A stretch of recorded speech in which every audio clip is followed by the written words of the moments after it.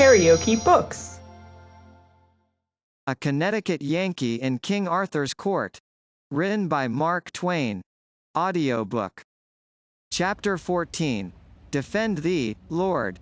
I paid 3 pennies for my breakfast, and a most extravagant price it was, too, seeing that one could have breakfasted a dozen persons for that money. But I was feeling good by this time, and I had always been a kind of spendthrift anyway. And then these people had wanted to give me the food for nothing, scant as their provision was, and so it was a grateful pleasure to emphasize my appreciation and sincere thankfulness with a good big financial lift where the money would do so much more good than it would in my helmet, where, these pennies being made of iron and not stinted in weight, my $half worth was a good deal of a burden to me. I spent money rather too freely in those days, it is true, but one reason for it was that I hadn't got the proportions of things entirely adjusted, even yet, after so long a sojourn in Britain, hadn't got along to where I was able to absolutely realize that a penny in Arthur's Land and a couple of dollars in Connecticut were about one and the same thing. Just twins, as you may say, in purchasing power. If my start from Camelot could have been delayed a very few days, I could have paid these people in beautiful new coins from our own mint, and that would have pleased me, and them, too, not less. I had adopted the American values exclusively. In a week or two now, cents, nickels, dimes, quarters, and $half, and also a trifle of gold, would be trickling in thin but steady streams all through the commercial veins of the kingdom, and I looked to see this new blood freshen up its life. The farmers were bound to throw in something, to sort of offset my liberality, whether I would or no, so I let them give me a flint and steel, and as soon as they had comfortably bestowed Sandy and me on our horse, I lit my pipe.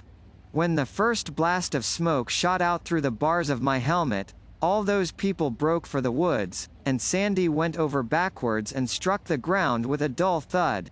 They thought I was one of those fire-belching dragons they had heard so much about from knights and other professional liars.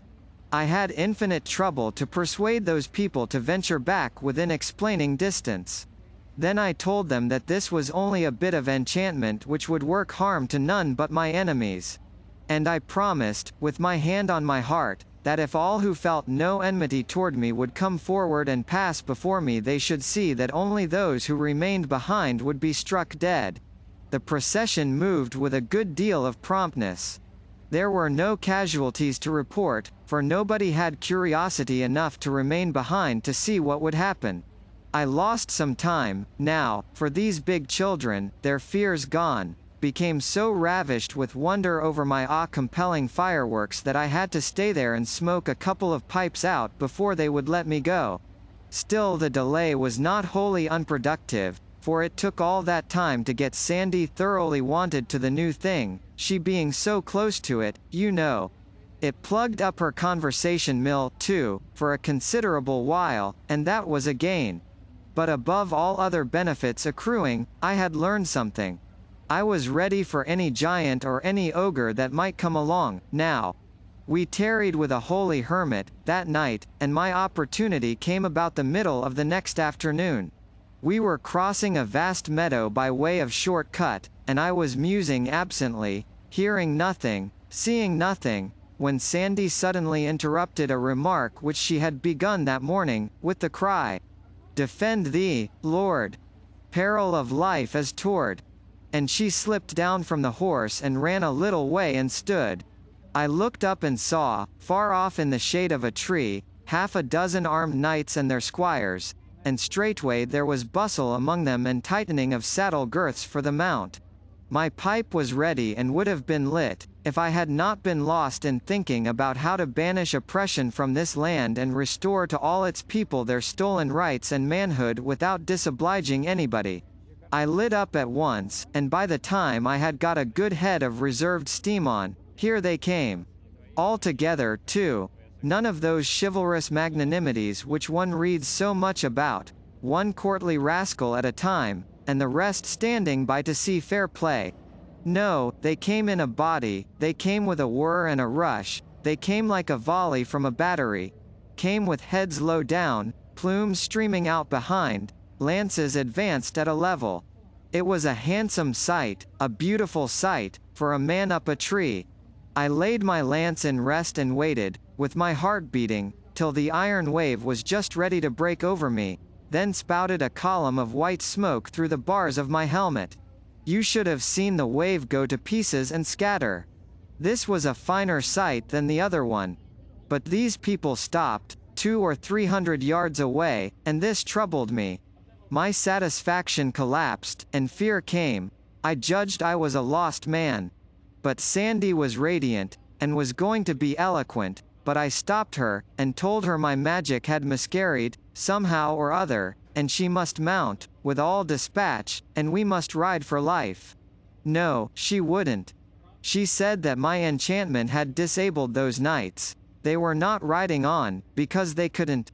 Wait, they would drop out of their saddles presently, and we would get their horses and harness. I could not deceive such trusting simplicity, so I said it was a mistake. That when my fireworks killed at all, they killed instantly. No, the men would not die. There was something wrong about my apparatus. I couldn't tell what. But we must hurry and get away, for those people would attack us again, in a minute. Sandy laughed, and said, "Lack a day, sir, they be not of that breed. Sir Launcelot will give battle to dragons, and will abide by them, and will assail them again, and yet again, and still again, until he do conquer and destroy them. And so likewise will Sir Pellinor and Sir Aglavale and Sir Carados, and mayhap others, but there be none else that will venture it, let the idle say what the idle will. And, as to yonder base rufflers, think ye they have not their fill, but yet desire more? Well, then, what are they waiting for? Why don't they leave? Nobody's hindering. Good land, I'm willing to let bygones be bygones, I'm sure. Leave, is it? Oh, give thyself easement as to that. They dream not of it, no, not they. They wait to yield them. Come, really, is that sooth, as you people say? If they want to, why don't they? It would like them much, but an ye wot how dragons are esteemed, ye would not hold them blamable. They fear to come. Well, then, suppose I go to them instead, and wit ye well they would not abide your coming. I will go. And she did. She was a handy person to have along on a raid. I would have considered this a doubtful errand, myself. I presently saw the knights riding away, and Sandy coming back. That was a relief. I judged she had somehow failed to get the first innings, I mean in the conversation. Otherwise the interview wouldn't have been so short. But it turned out that she had managed the business well, in fact, admirably. She said that when she told those people I was the boss, it hit them where they lived. Smote them sore with fear and dread, was her word. And then they were ready to put up with anything she might require.